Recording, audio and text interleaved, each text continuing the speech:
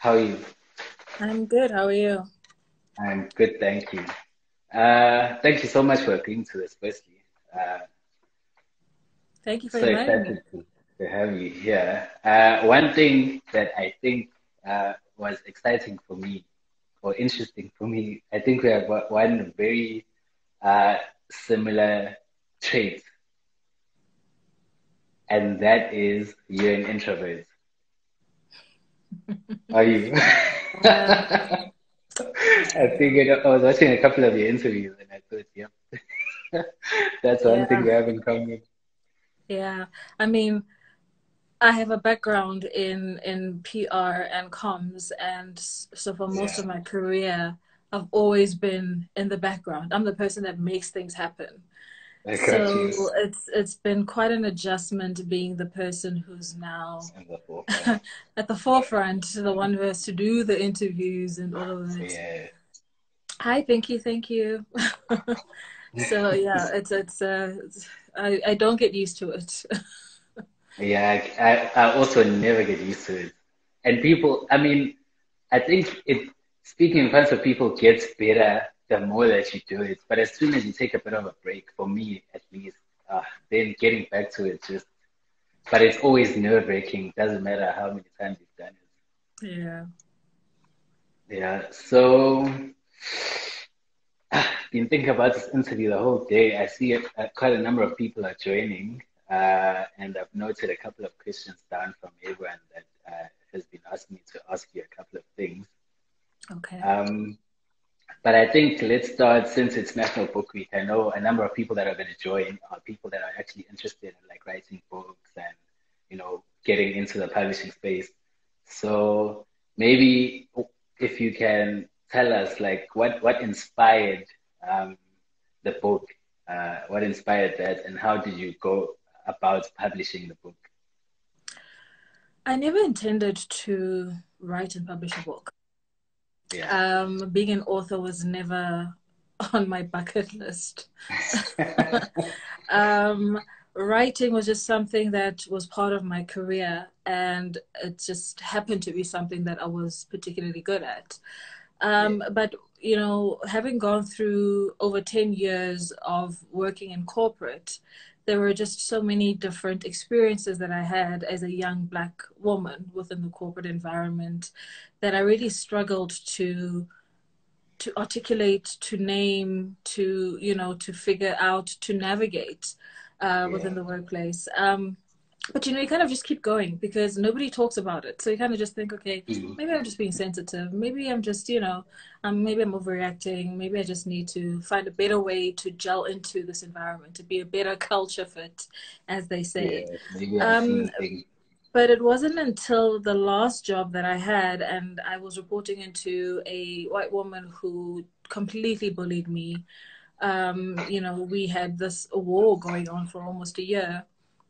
Yeah. And, I went through so many different things during that time from being diminished to being disrespected to being told I don't add any value to being sworn at to being told nobody's going to include me in anything because nobody thinks of me because I don't do Yeah. anything Yeah. to being completely isolated to to it almost felt as though I was watching my life happening from the outside because it was Yeah. so unreal Yeah. and to watch people literally trying to put you through a process of constructive dismissal and you are just very much about playing by the book, doing things the Yeah. right way, and people are Yeah. playing filthy on the other side. It was a very difficult thing for me to grapple with, but also it was shocking to see just how bad corporate culture can get when it is Yeah. toxic. And so after I left without a job. I had no plan B. I just knew that I needed to get out. And it was probably that was at the end of 2015. Yeah. But it wasn't until 2018 in May when there was that whole issue with Ashwin Willemse when he Yes, I walked off remember the that. set at Supersport Yeah. and he spoke about the fact that he felt racially he there was a bias, a racial bias against Yeah. him, and Yeah. there were microaggressions that he was experiencing, and he was Yeah. hurtful. And I remember it happened on a Saturday night, and everybody was kind of talking about it on social media, and I was just like, I'm gonna be triggered if I even try to get involved in this conversation. So I left it alone. Yeah. But when I woke up the following day, the Sunday, the conversation was still happening. But now I started to see white people's comments about it. White people diminishing his experience. He's overreacting. He's so entitled. He's so all of I these remember that. things. He's such a drama queen. And then I just lost it. So Yeah. I ended up doing a thread about my own experiences within corporate. And I spoke specifically about the bank that I worked at, which was the last place that I was employed at. And that trend happened to just catch fire on Twitter. I mean that whatever it is, what do you even call it? Anyway, whatever. All of those tweets happened to catch fire on Twitter, and my publisher reached out to me and said, "Oh, thread. Saw your thread on Yeah. Twitter. Have you ever considered writing a book?" And that's literally how it happened. And I guess at the time, the timing felt right, Yeah. because I guess I found myself at the intersection of passion about this particular subject and Yeah. just being tired of the BS that we deal with and people acting Yeah. like we're not still living through racism. And then, thinking, well, I don't have a job. I don't have anybody that I need to worry about. I don't have to worry about any disciplinary committees or anything like Yeah. that, or job security. So let me use my platform to actually start telling our story in our words, Yeah. as boldly and as blatantly as it occurs in the workplace. Yo, you've now touched certain stuff that actually is in the book, and I actually wanted to get into the publishing first before we get into stuff that's in the book. But you mentioned something about constructive dismissal. I felt that was a very interesting term, and I didn't know it before I actually got introduced to it by you. And I'm sure a number of people on this live actually don't know what it means. So maybe if you could Mm. just dive into that a little bit. So essentially, constructive dismissal is when within the workplace they create an environment that is untenable for you and push you to such a point that you end up leaving the organization because things are just so bad, it's unbearable. And Yeah, so they create a very hostile environment that could be either overloading you with work, or if yeah, your role is a strategic role, they take away the strategic elements and just shove you with a whole bunch of admin related stuff to frustrate you. yeah, They yeah, exclude you from meetings. They accuse you of being problematic and you're not a team player and you're aggressive and yeah, all of these things, and challenge you at every turn, until eventually you just have to leave yeah. because there's no Get other into it. choice. Yeah. I think I think many people either know someone who's gone through that or have actually experienced that. In fact, So, I think it was yesterday or Sunday. Yesterday, I was speaking to someone very close to me who's actually currently going through that, and they were telling me that if by December they don't feel any difference, then they definitely resigning. And coming to a point where you are that fed up, doesn't it doesn't it hit you that like what am I gonna do after this? Uh, I mean, because the first thing I told her was it's no use leaving the job when you don't have anything that you're gonna be doing. But I guess, I mean, coming from someone who hasn't really experienced it at that level, maybe I don't understand it as well as you do, or someone like you does, because that's literally the only thing I said to her. I was like, you can't leave when you don't know what your next step is going to be. But I mean, I guess mental health needs to take preference in a situation like that. mm. Everybody's different. There are so many people who stick it out because Yeah, job security is so important because they have Yeah. so many responsibilities. And this is particularly common amongst Black professionals because we know the history of Yeah. this country. We know what the socioeconomic situation is. We know that many young Black professionals are responsible for taking care of so many family members because we don't have generational wealth. You know, Yeah. for the most part, many young Black South Africans inherit poverty, you know, and they never get out of that cycle. And so when you have families where there are young Black professionals who are, for the first time, probably in that family, formally employed within the corporate space, that's a big deal. Yeah. And it comes with very big responsibilities and expectations that families put upon people. The other challenge is that for so many young Black professionals, their families don't understand this thing of, what do you mean your workplace is stressful? Yeah. We all You had a get hard paid at time the at end of the work. month. Just stick it out, you know. Yeah. And then there's the issue of what is this mental health? What's mental illness? What's depression? That's white people diseases. When Yeah. stop Yeah. playing. So there's all of those challenges that come into play for Black professionals.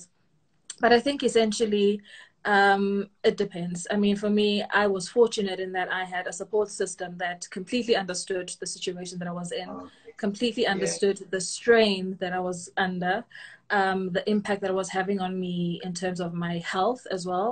And they were able to say to me, if you gotta quit, quit, we got you. But not Yeah. everybody has that. But True. sometimes, even when people don't have that, it literally becomes a choice of, do I stay and potentially die from stress related illness, or do I just leave and Yeah. figure it out? And sometimes choosing yourself and your health is the best option for Yeah. people.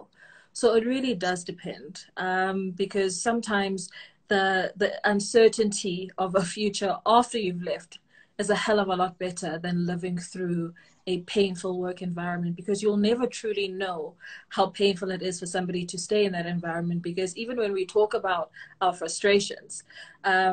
we can never truly articulate the impact that it has on us. Yeah. Sure. No, I think makes perfect sense.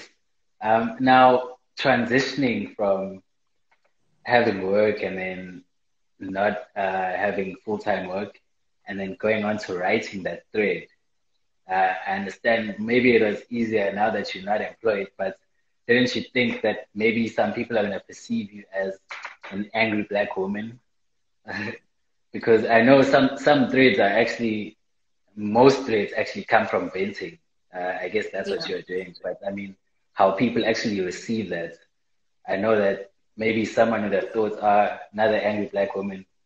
Didn't you have that as a fear writing that thread, and more so actually writing the book?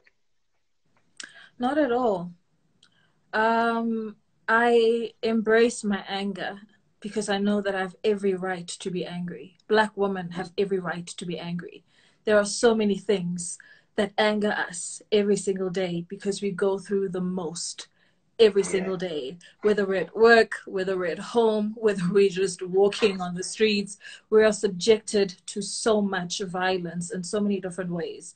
Sometimes it's physical, sometimes it's mental or emotional, sometimes it's, professional violence. But there's always something that we're up against purely on the basis of being a black woman. And so I think, yes, there's that trope that, we're all trying to avoid being the angry black woman because there's this negative association to it. But once you get to a point where you understand that those types of associations merely exist to keep you quiet, exist to stop you from speaking up against injustices, then you start to take back your power. And it's okay to be angry. In fact, it's required. One yeah, of the most interesting things for me, because obviously this work requires me to do a lot of reflection also in terms of all of the things that we've been socialized to believe as we've been growing up. yeah, And when I think about the spectrum of human emotion, white men can be angry. Everybody yeah, understands. A white yeah, woman can be angry. Everybody understands because she's yeah, human. A black yeah, man can be angry. Nobody has an issue with that. yeah. A black woman angry. How dare she? How Yeah, dare with you? overreacting, but everyone else can. Exactly. And the thing is, it gets used in such a wide variety of ways. I could be in a meeting and say, actually, I disagree with that point for these reasons. Oh, Yeah. she's angry, Okay. you know? Or somebody can Yeah. disrespect me and I say, I'm not going to tolerate that behavior. Yeah. Oh, she's an angry black woman. So Yeah. we're never going to win anyway. So embrace your emotions. You have every right to feel them and you have every right to express them. People never, and people never, I think we've gotten to a point where people are so used to black women not responding with anger that when we Yeah. do, it shocks the hell out of them. And Yeah. I love that. I love it. Yeah. I can see even when you're talking about it that you actually enjoy Yes, I recommend anger. that. Yeah. So tell me, I'm not sure if you saw the first part where I was reading a couple of reviews. Um, which part of the book, I think that part where you're talking about being an angry black woman and what you basically just shared, is one of the parts that I love. Um, but which parts do you think that most people actually can relate to more than any other parts, or yeah, more than other parts of the book? I know that many people relate to uh, the challenges that are brought up in the book and the stories that you tell in the book. I've had a couple of people actually tell me that they go through that almost every single day. But which parts do you think actually has been the one that people relate to most? There's actually two parts that come up often when people speak about the book. Yeah, Um, and the first part is chapter 6, where it's mostly focused on the one-on-one dialogue that I have with my boss yeah, when she is trying to throw me under the bus repeatedly. So people respond very passionately to that yeah, particular chapter because it's mind blowing to yeah, actually see the language, to be able to pick up the tone, yeah, and to also feel as though you're the one being told those things, having yeah, somebody saying that directly to you. Because for so many of the people who have read my book, they've been like, oh my gosh, I've been told yeah, the same thing. I've heard the exact same words. yeah, And so it's triggering for a lot of people. That's one of the most difficult chapters in the book to read because it's a painful chapter. It's even yeah. difficult for me to read. So there's that. But the other chapter that people really resonate with is the one around executive complicity. Yeah. So yeah, those are the two probably most popular ones. Uh, executive complicity. You want to get into that one a little bit? So essentially, that one speaks to the challenges that I had when I was going through my issues with my boss and trying to, in my bid for justice, trying to, get my case heard and my challenges heard by executives within the organization. Yeah, Because, obviously every organization has its internal processes if you have any grievances. But that chapter focuses specifically on how Black executives within that bank did not show up. They were not yeah, interested. They did not want to hear it. They ignored me. They turned their backs on me.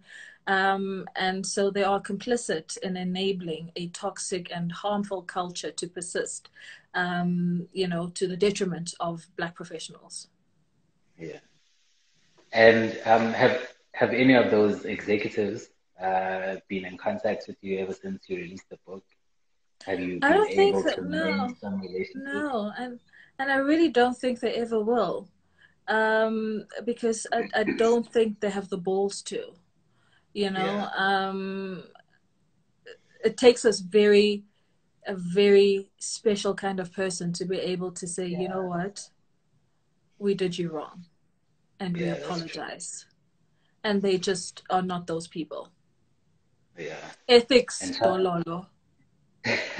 And chances are they're doing the same thing to people that are still in the organization. Absolutely, absolutely. Because I also do one-on-one coaching.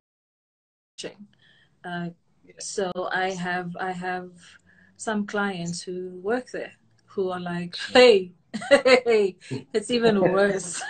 Yeah, So yeah, they're not interested in changing. sure. And when all of this was happening, could you see and realize that it was happening, or was it just a feeling inside of you that I'm in an uncomfortable environment, or could you see that actually these guys are setting me up for failure? Um, I figured that it was probably going to be, initially I thought it would just be, a bit of tension here and there Yeah, for a while, but that it would blow over. yeah, Because, I guess because I assume that people think and operate the way that I do, right? I would never go out of my way to get yeah, somebody fired. I would never go yeah, out of my way to make somebody's life miserable every day. yeah, And so when I started seeing these repeated incidents, I had to eventually acknowledge the fact that I'm in a war that I did not ask for, a war that I never gave permission to, but yeah, I had to fight back. I had no choice but to fight back. Um, and it took me a while. I think I was probably in denial for a while because I was just like, there's no way that this is happening right yeah, now. It feels unreal. Um, it, it I don't think I can ever get my head around the fact that people would sit and plot and say, okay, so how are we going to destroy yeah, her? How are we going to up the ante today? What can we yeah, do? How can we sabotage her in this meeting? Or how can we, you know? And yet people were literally doing this on an ongoing basis in private meetings and WhatsApp groups. They were literally constantly scheming. Um, and I was never somebody who was fond of confrontation. I just want to get to work, do my yeah, job, move on yeah, with life. I mind my business. And so to be forced to be in that kind of confrontational situation and for that long was the most strenuous thing I've ever experienced. So yeah. yeah, it's not easy. No, I can imagine. I mean, being an introvert, I know the first thing you want to do is just stick to your own business, get what yeah, do what you're there to do Like and get on with it. You know what I I'm not mean? even I'm not even trying to make Yeah, friends. I just want to do my job. yeah, you know? I know exactly what you mean. So, I mean, you mentioned that you hold one-on-one sessions with a couple of people or with clients.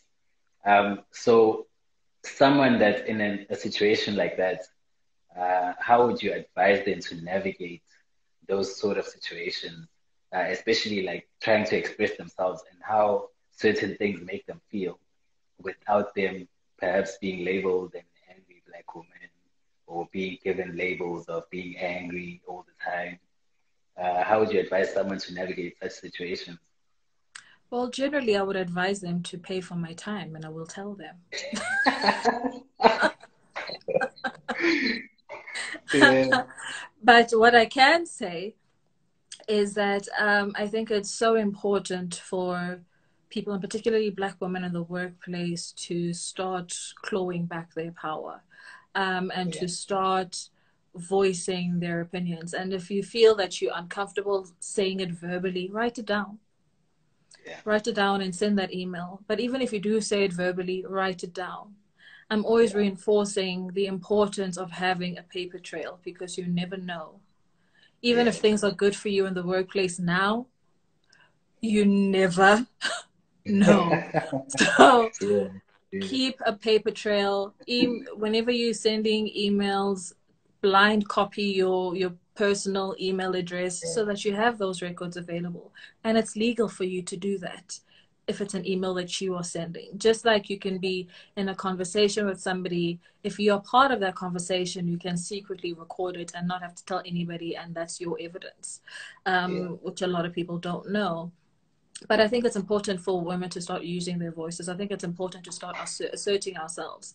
You know, this lockdown has, you know, working from home has provided an opportunity for people who are a little insecure, uncertain about, you know, how to assert themselves or how to push back, you know, towards a boss who's unreasonable or is a bit of a bully. And so the distance is Yeah. an opportunity for you to start teaching yourself how to push back, because you can do it via email and you don't have to see that person's face, you Yeah. know. And that's one way that you start building up your courage. Because the thing is, it's about practice. The more you do it, the Yeah. easier it gets. And often I find that it's a lot scarier in your head than it is to actually just do Yeah. it. But also have conversations with other people, build connections with other Black professionals, other Black women, and seek their advice. Because you know somebody might be able to help you draft an email in a particular way, or you might draft something and send it to someone and say, can you please read through this for me and let me know if it's positioned correctly? Am I covering things that I need to cover?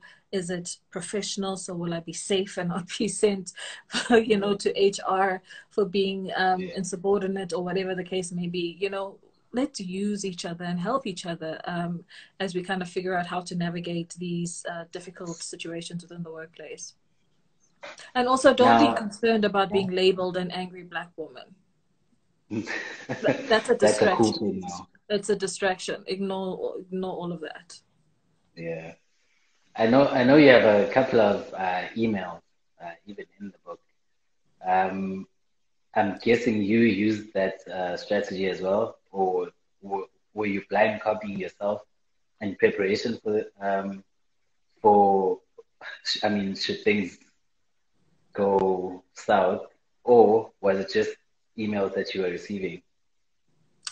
Um, it was a combination. Sometimes I would blind copy myself. Sometimes I would just print emails. But I just started building a file. By the time I Yeah. left, I had a file that was like that thick of just emails. Yeah. And Yeah. then I had recordings, which I then transcribed.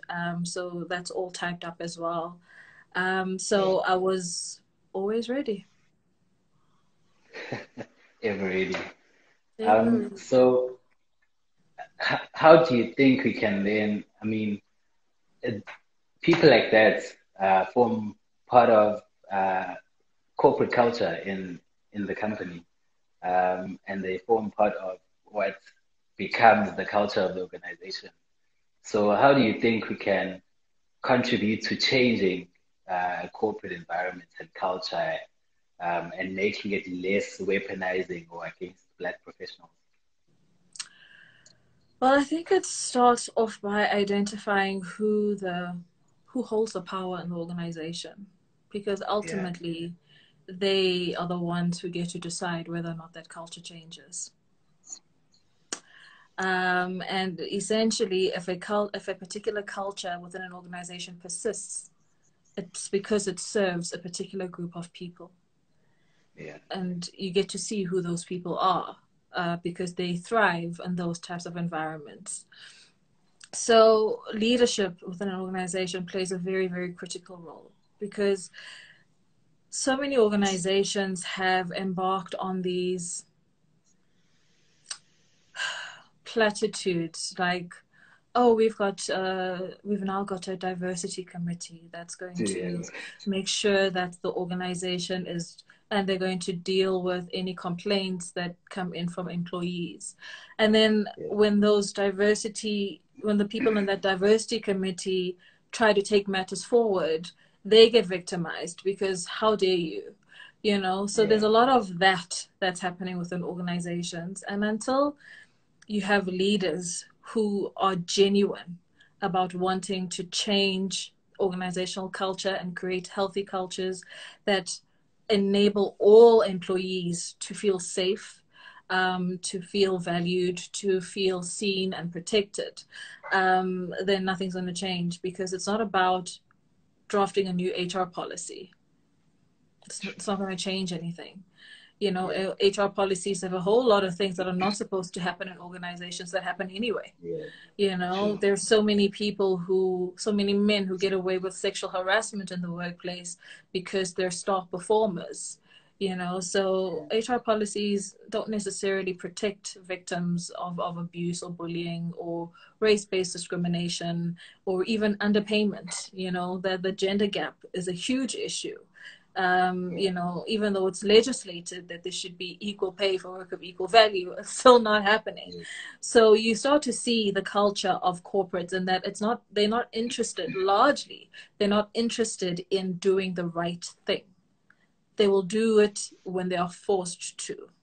yeah, And this yeah, is when we need to start thinking about how can government play a stronger role in enforcing the legislations that exist, because that doesn't exist. There's nobody going around checking whether or not yeah, corporates are doing what they're supposed to be doing.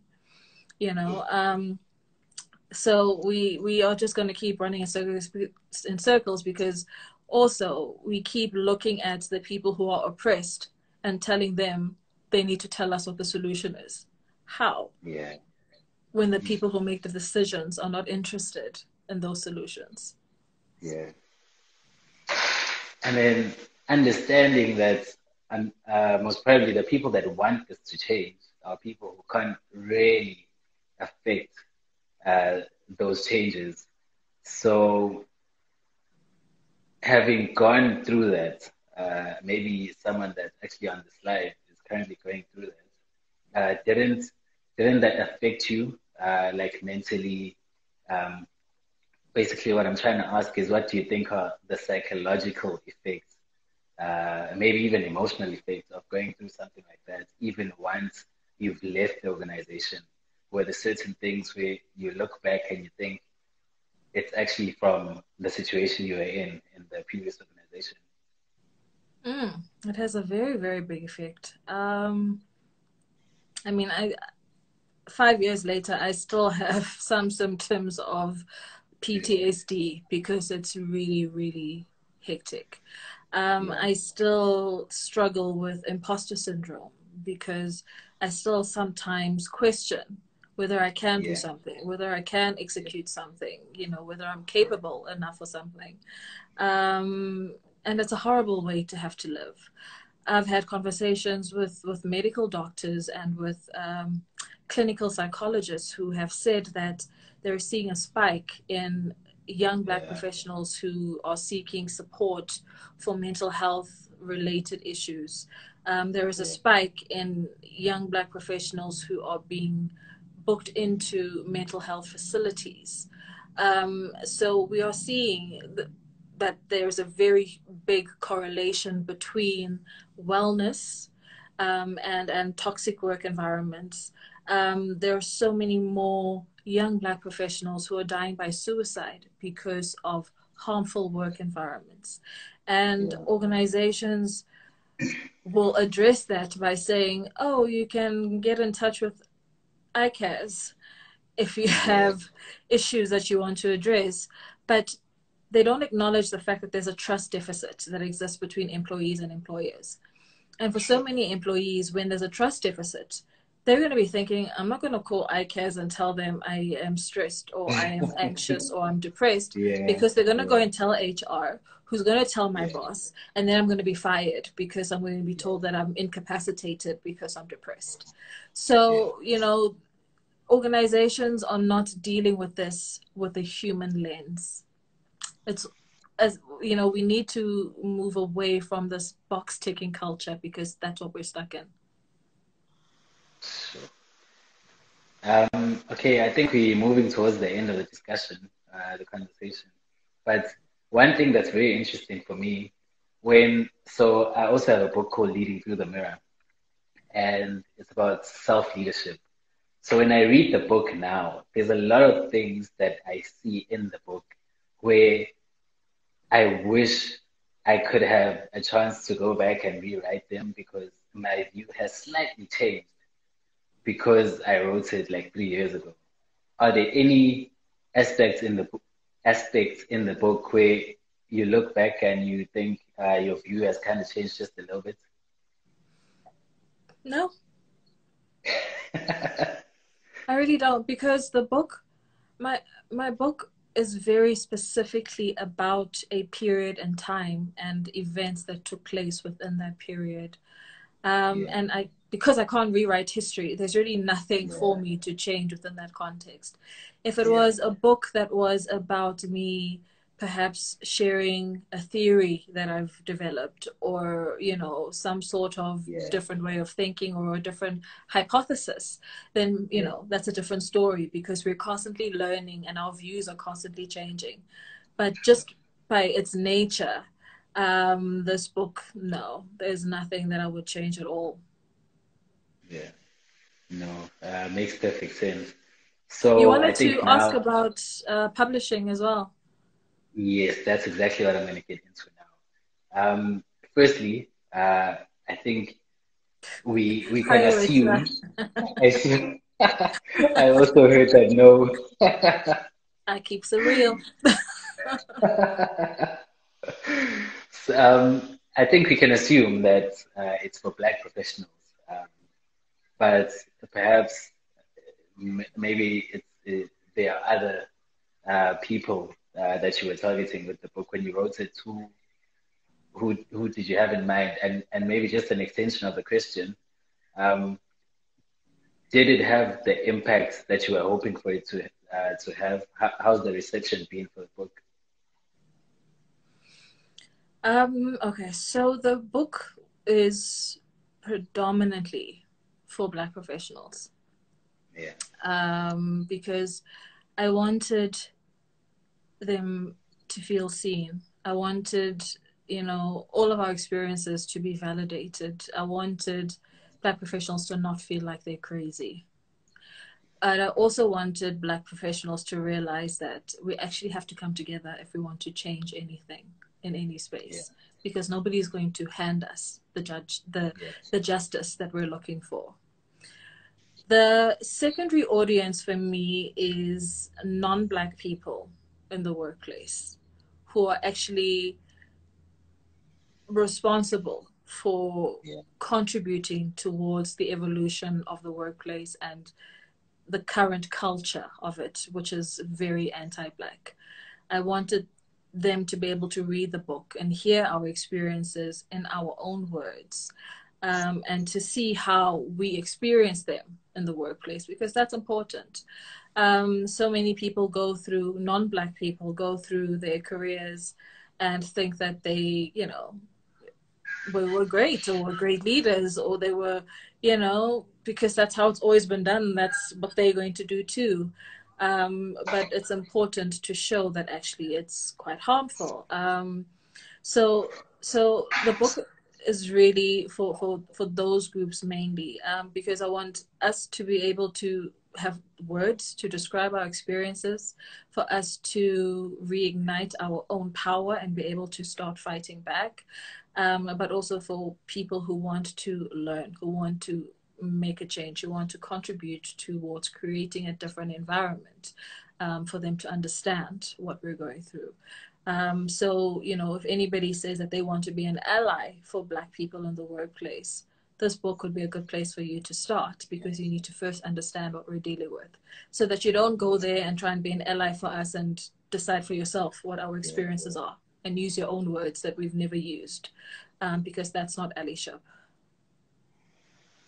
Um, and then I think most people that actually have a passion for writing or want to get into publishing a book, there's always that barrier of getting a relationship with the publisher who can actually then be able to assist you with publishing the book. I think you were lucky that a publisher actually approached you, but how was that process for you? And what were the challenges when it comes to the publishing part of the book? It's interesting. It's a very different world. um, and, you know, I'm in a position now where I'm able to compare to different aspects of it, Yeah, yeah, being in the process of writing my second book. So, first yeah, book, publisher approaches me, but even so, I needed to submit Oh work yeah. for them to look at and decide whether they would want to publish it. Is it something that's economically viable for them? Is Yeah. it something that the market would be interested in? So that's Mm. one part of it. Yeah. Um, you know, and for some people, for most people, you actually have to do quite a lot of work looking into who the various publishers are, what type of work do they generally publish, if they are they looking for new authors Yeah. and new work or not. If they are, is it fiction? Is it nonfiction? What types of genres are they into? Are they interested in memoirs, or are they interested in, you know, politics or business or cooking or whatever the case may be? Everybody's Yeah. different. So there's that part of it. And then you've got to have a couple of chapters ready that you need to be able to submit to that particular publisher via whatever, you know, platform that they make available. And you've got to have your letter of inquiry that accompanies it. And you wait. And you wait. You And you wait wait. a really long And time. you wait. Yeah. So it could easily be that you are submitting your you know your inquiries to multiple publishers and not Yeah. hear anything easily for a year, 2 years. Nobody Yeah. says Yeah. anything to you. They will say generally they take 6 to 8 weeks to get back to people, but more often than not, that's not the case. Um, so that's the one thing. But also a lot of people seem to think that, you know, there's so much money in writing books. Yeah. Yeah, very true. I will. No. It's a hobby, Why guys. cut that your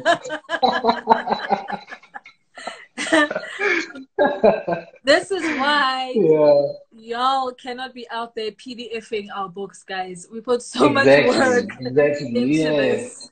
It's so Yeah, much no, work. that's It's very so true. And many so much money. hours. It's so much blood, sweat, and tears that goes into it. Yeah. And every time I see people sharing PDFs, I actually, Cringe. fortunately, my book hasn't been PDF'd, and I thank God for Yeah. that. But I've seen so many books being shared that have been PDF'd, and I actually just, I feel so bad. It actually frustrates me a lot Yeah. that people do that, because people don't think about the impact that it has on the author, the impact that it has on the publisher, for people who have publishers, or even for people who Yeah. self-publish, the amount of money that goes into the production of Yeah. these books. So, you know, please respect our work, respect our art form, respect our industry, and put the money into it if you want to, you know, engage with our work meaningfully. Have you ever had someone ask you to send them a PDF of your copy? No, but I've had people ask me to send them free copies of my book.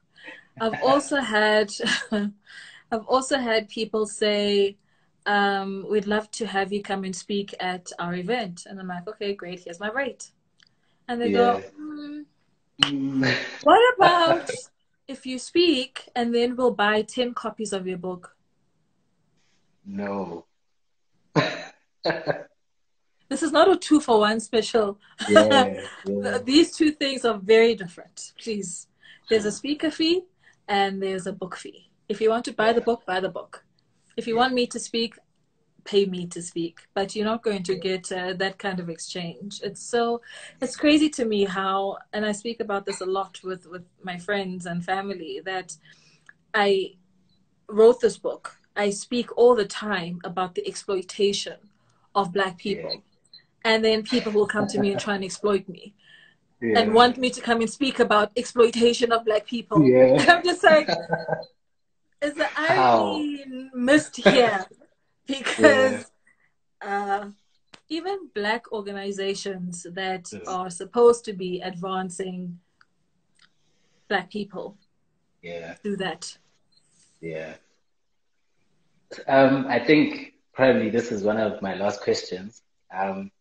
So looking at how, I mean, some people can perceive the book as controversial. Someone like me writing a book like that would probably not write it in a memoir style.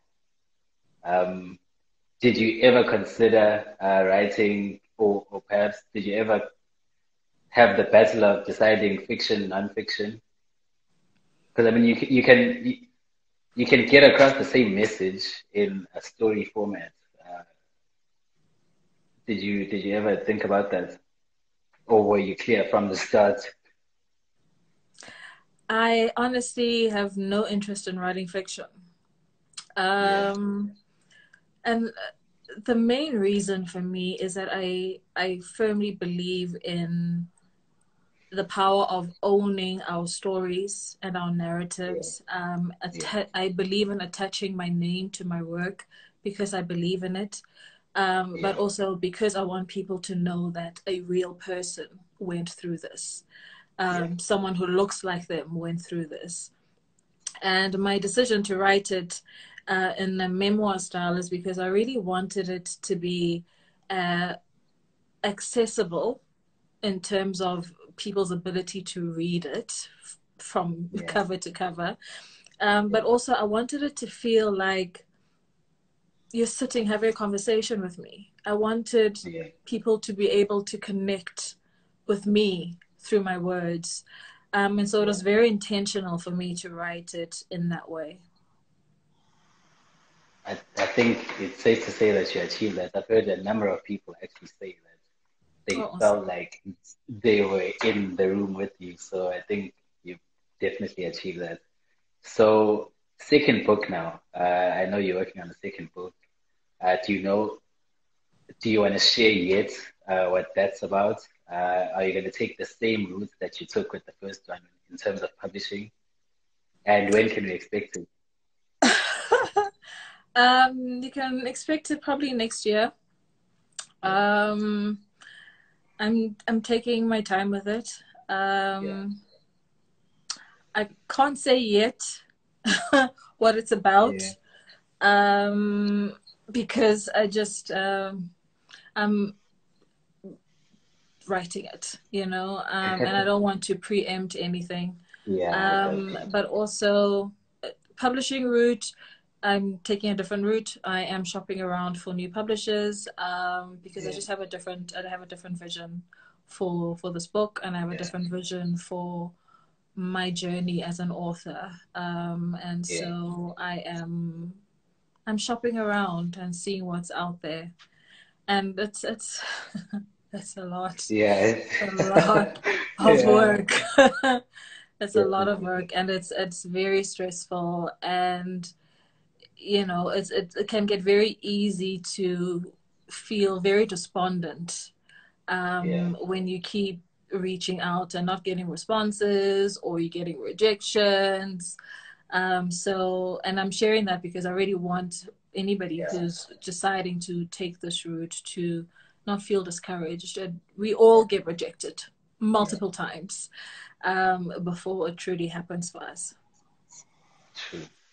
I think final one. Do you think what do you think about the reading culture in the country? And do you perhaps enjoy reading more than writing? I know I enjoy writing more than reading, but I do read. What about you? And what do you think of the reading culture in the country?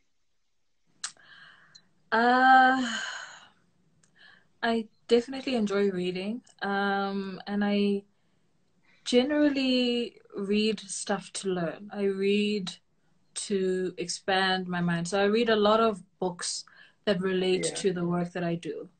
yeah, You're not going to find me reading Danielle Steele. That's not what interests me. yeah, I'd much rather watch a romance on Netflix, you yeah. know. Me too. Um, but I definitely write more than I read, for sure. Yeah. Reading culture and essay, Gooby. Hey, Oof. go become bed. Oh my gosh. Hi Yeah. guys. I know. Wow. I wish we could publish books on Twitter because then maybe, People would definitely read those. maybe, it would get better Yeah, because it's very, very disappointing how yeah, poor the reading culture is here in South yeah, Africa. And books are so magical. They're so interesting. And yeah. you know, I don't know what needs to happen to be, you know, to change people's attitudes towards books, you know. Yeah. Because also when every time I walk past an exclusive books, every time I see who is in the top 10, Yeah. I'm always just like,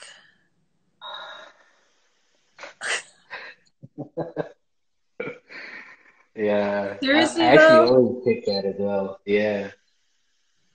Like, South Africa, when are we going to start supporting African authors? Where are the black authors?